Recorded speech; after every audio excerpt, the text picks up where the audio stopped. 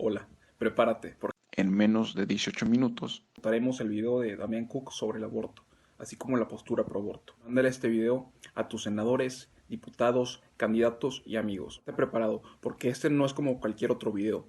Al escuchar este video te invito a que te preguntes ¿Qué cosa, si te la demostraran, te haría cambiar de opinión? Escuchemos la primera falacia que menciona en Historias Innecesarias este chico. Incluso por quienes exponen en estos debates y hasta por los y las diputados y senadores que votan, que está demostrado por la ciencia que la vida existe desde la concepción. Menciona que está demostrado por la ciencia que la vida comienza desde la concepción. Y luego menciona la diferencia o menciona que los espermas y el óvulo también son vida, pero desde el inicio está planteando mal lo que se dice a partir de la ciencia. No es que la vida empiece en la concepción, es que la vida humana empieza en la fecundación. Esto es un hecho sin duda alguna que está comprobado con metodología y con muchos estudios que han hecho científicos, y a partir de hoy el consenso científico dice que la vida humana comienza en la fecundación. No es tan así, o por lo menos es mucho más complejo que eso. Partamos de la base de que ya hay vida mucho antes de la fecundación o concepción en sí misma. Tanto los óvulos como los espermatozoides son células vivas de la especie humana. Menciona que el esperma y el óvulo, como ya habíamos dicho, son vida, así es, son vida celular. Sin embargo, nosotros no podemos comparar la vida celular de un esperma, un óvulo, con la de un cigoto, que es un organismo humano, que es un organismo completamente humano. ¿Es un ser humano? Sí, es un organismo de la especie ser humano, Homo sapiens sapiens, y eso es muy diferente. La vida celular es, como ya lo hemos dicho, vida celular. La vida celular en ningún momento puede desarrollarse a ser un ser humano.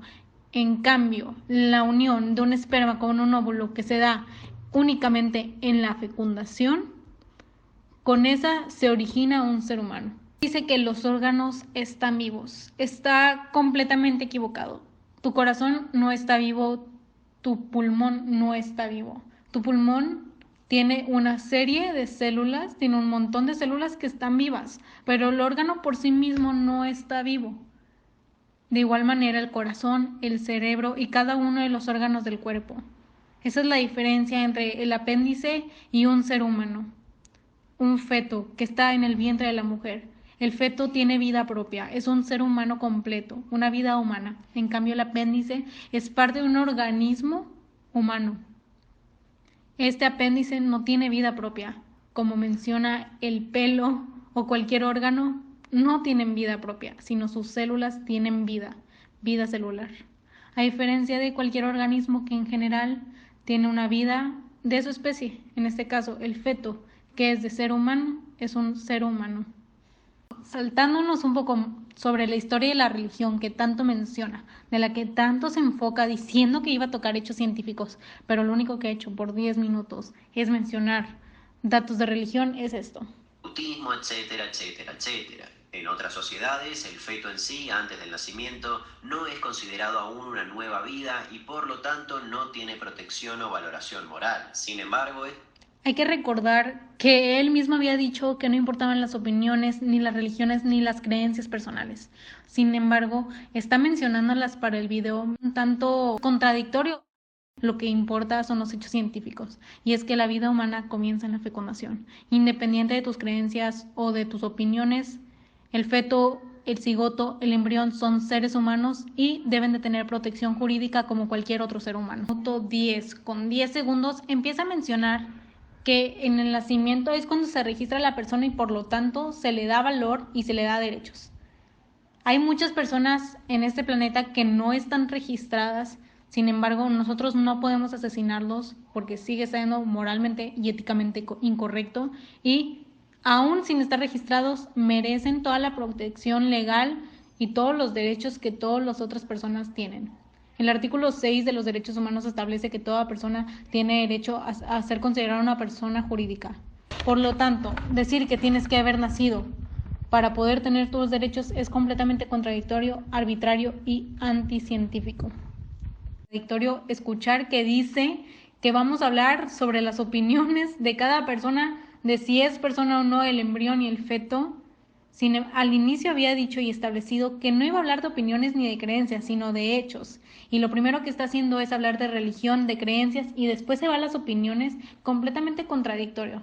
Después utiliza la ciencia para decir que no son personas, de una manera bastante equivocada, diciendo que las opiniones más fundamentales dicen que es a partir del latido cardíaco, o de la actividad cerebral, o incluso hasta la semana 26 de sentir dolor. Hay que recordar que el dolor ya está evidenciado que se siente aproximadamente desde la semana 12.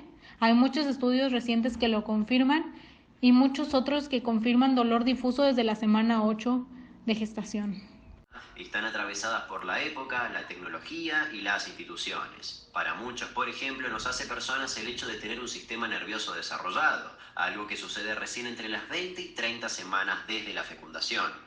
Hay que recordar que el desarrollo del sistema nervioso es gradual, que inicia en la tercera semana de gestación y no termina sino hasta los 21 años.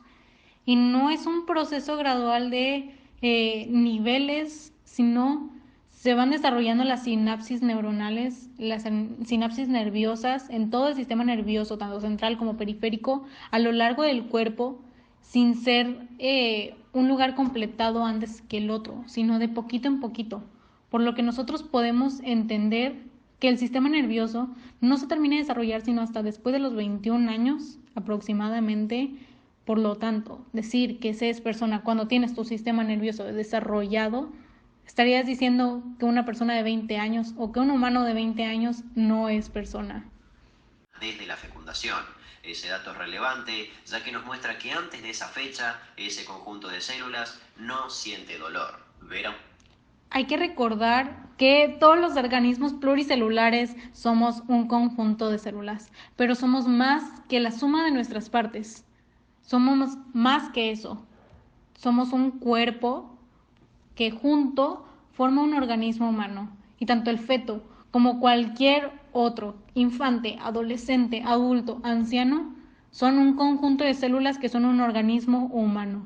El feto no se le puede denominar simplemente una masa o conjunto de células, porque sería decir que todos los organismos humanos somos una masa o conjunto de células. Independiente de qué tan desarrollados o qué tantas capacidades tenemos, eso es irrelevante. Todos los organismos pluricelulares son masas de células con capacidades diferentes, limitaciones diferentes y obviamente en etapas del desarrollo muy diferentes. A partir del minuto 10:17 empieza a mencionar que no valoramos al ser humano antes del nacimiento porque no se cuenta dentro de la mortalidad. Hay que recordar que antes del siglo XXI sí se contaban en la mortalidad los embriones y fetos que se perdían y que se conocían. Entonces, la idea de que cambiamos este valor es solamente por el hecho de que quisimos o se quiso permitir el aborto, no por el hecho de que no tenga valor. Dice: Cuentan las muertes de aquellos bebés que murieron tras el parto. Es decir, valoramos la vida fetal, pero sin desprendernos por completo de la idea de que el nacimiento biológico es realmente el momento donde se podría decir una nueva persona aparece en el mundo.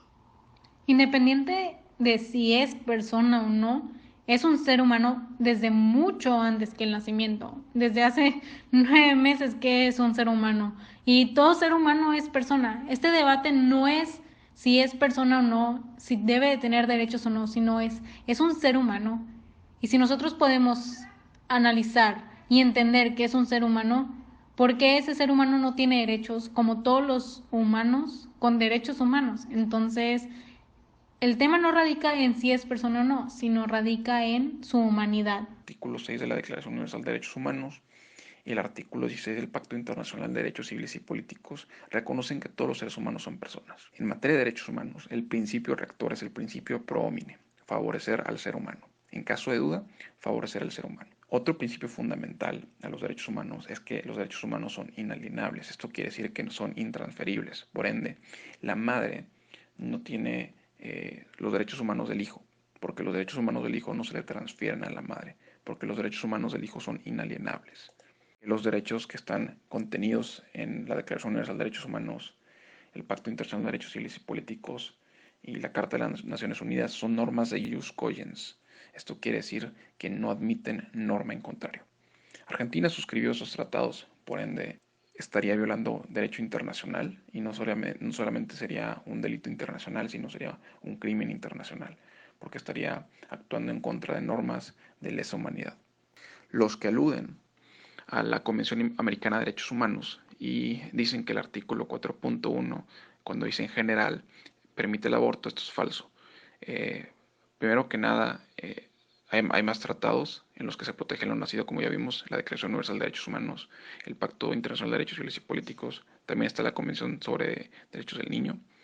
Hay muchos que protegen lo nacido, entonces querer usar un tratado contra muchos tratados, la protección que más favorece al ser humano es la de los más tratados que protegen a lo nacido. Pero como quiera, esta interpretación es una interpretación que distorsiona el sentido del tratado. Como lo señaló el juez ministro de la Corte Interamericana de Derechos Humanos, Eduardo Bío Grossi, esta interpretación es incorrecta, porque por en general se tiene que entender común, porque ese fue el sentido del texto del tratado.